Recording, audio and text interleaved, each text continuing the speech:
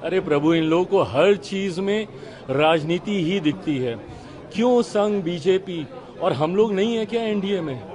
और ये आरक्षण किसी के कहने से समाप्त होने वाली चीज है क्या? संवैधानिक अधिकार है ये। आरक्षण किसी को दी हुई खैरात नहीं है, ये संवैधानिक अधिकार है और दुनिया की कोई ताकत आरक्षण को कतई समाप्त नहीं कर सकती है। और जो लोग इसको समाप्त करने की सोच रखते हैं, कभी समीक्षा के माध्यम से, कभी सुधार के माध्यम से, उनको संभवतः ये पता ही नहीं है कि आरक्षण क्यों जरूरी है।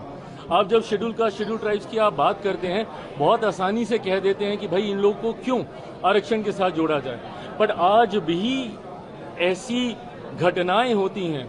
खड़गे साहब के साथ क्या हुआ था? उस मंच पे गए थे, उस मंच का शुद्धिकरण किया गया ना।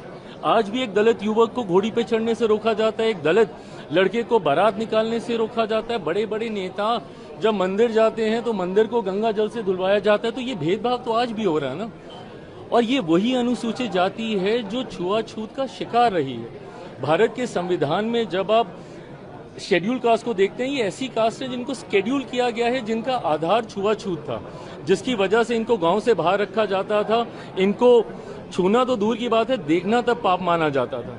ऐसे में मुख्य धारा के साथ जोड़ने के लिए, और क्या हम लोग उस लक्ष्य को पूरा कर पाए? नहीं कर पाए ना। आज भी ये भेदभाव होता है। तभी जब मैं क्रीमी लेयर का भी मैं विरोध करता हूं, मैं इसीलिए करता हूं कि आज कम से कम हम लोग एकजुट हैं तो अपनी बात रख पा रहे हैं। बट जैसे ही इसमें सब क्लासिफिकेशन होने लग जाएगा, जैसे ही इसमें क्रीमी लेयर की बात हम लोग करने लग जाएंगे, तो ताकत हम लोग की घटने लग जाएगी। और जैसे ही ताकत घटेगी तो धीरे धीरे करके संभवतः ऐसी सोच वाले लोग जो आरक्षण को समाप्त करना चाहते हैं, उनको ज्यादा बल मिलेगा।